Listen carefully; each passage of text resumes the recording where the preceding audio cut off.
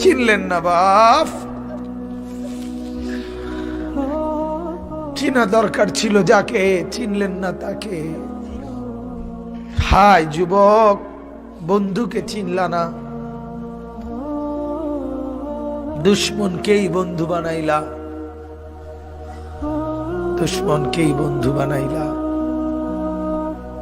আপন বন্ধু যিনি তাকে চিনলা না, দুশ্মনকেই গ্রহণ করলা। চেহারায়, সুরতে, চলনে বলনে, আচারে উচ্চারণে বেঈমান যেভাবে সাজায় দেয়, তুমি তাকেই গ্রহণ করলা যে তোমার বন্ধু। কি কথা একটা নবী কেমনে বললেন! আরে আরো শুনেন মিয়া, হাদিসে আছে আল্লাহ তাআলা জিবরাইল ফেরেশতাদেরকে পাঠাবেন, আমার বন্ধুকে কবর থেকে প্রথম হাসরের ময়দানের জন্য তোলো। তখন জিবরাইল আলাইহিস সালাম, মিকাইল, ইসরাফিল, আজরাইল, 4 ফেরেশতা মদিনার রওজায় নবীর কবরের সামনে আসবে। আর ফেরেশতার একজন আরেকজনকে বলবে, তুমি ডাকো নবীকে। সবাই বলবে না। শেষ পর্যন্ত বলবে, জিবরাইল তোমার সাথে নবীর মহব্বত বেশি, তুমি বেশি আসছিলা গেছিলা দুনিয়াতে, তুমি ডাক দাও, আমরা সাহসে কুলায় না। জিবরাইল তখন ডাক দিবি, ইয়া রাসূলুল্লাহ আপনি উঠেন, হাসরের ময়দানের জন্য আপনি দাঁড়ান। আল্লাহর কসম বাপ কসম, হাদিসে আছে নবীজি সাল্লাল্লাহু আলাইহি সাল্লাম বলেন, আমার উম্মত আমি নবী তখন এই কবর থেকে উঠেই কপালের বালু মুছতে মুছতে আল্লাহর নবী বলবেন, জিবরাইল আমার উম্মত কোথায়, আমাকে নেওয়ার জন্য আসে নাই নাকি তারা জাহান্নামে চলে গেছে?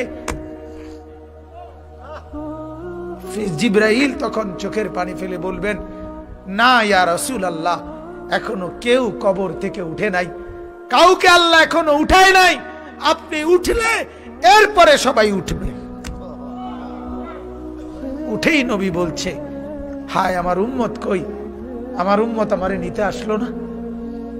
ওই যে এয়ারপোর্টে আমরা মাদ্রাসায় দেখি, এই ভুক্তভোগী আমরা মাদ্রাসার ছোট ছোট ছেলে পড়ে যে আমার মাদ্রাসায়, প্রায় মায়েরা বাচ্চাদের মা ছুটি নিতে আসে, তার বাবা বিদেশ থেকে আইবো, এয়ারপোর্টে নিতে কইছে।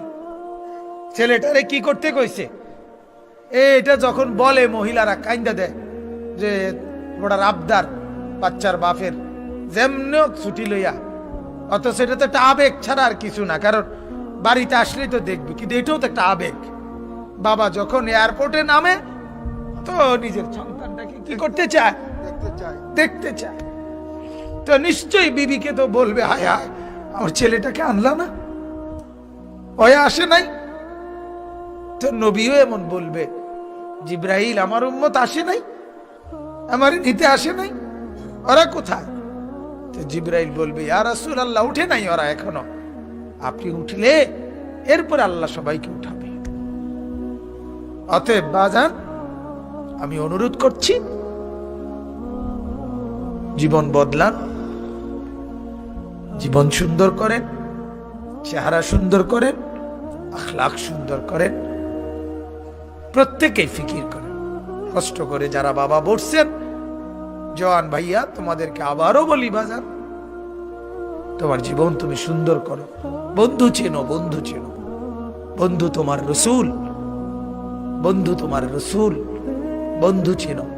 সাহাবায়ে কেরাম বন্ধু, উলামায়ে কেরাম বন্ধু, আউলিয়ায়ে কেরাম বন্ধু, বন্ধু চেনো বাপ।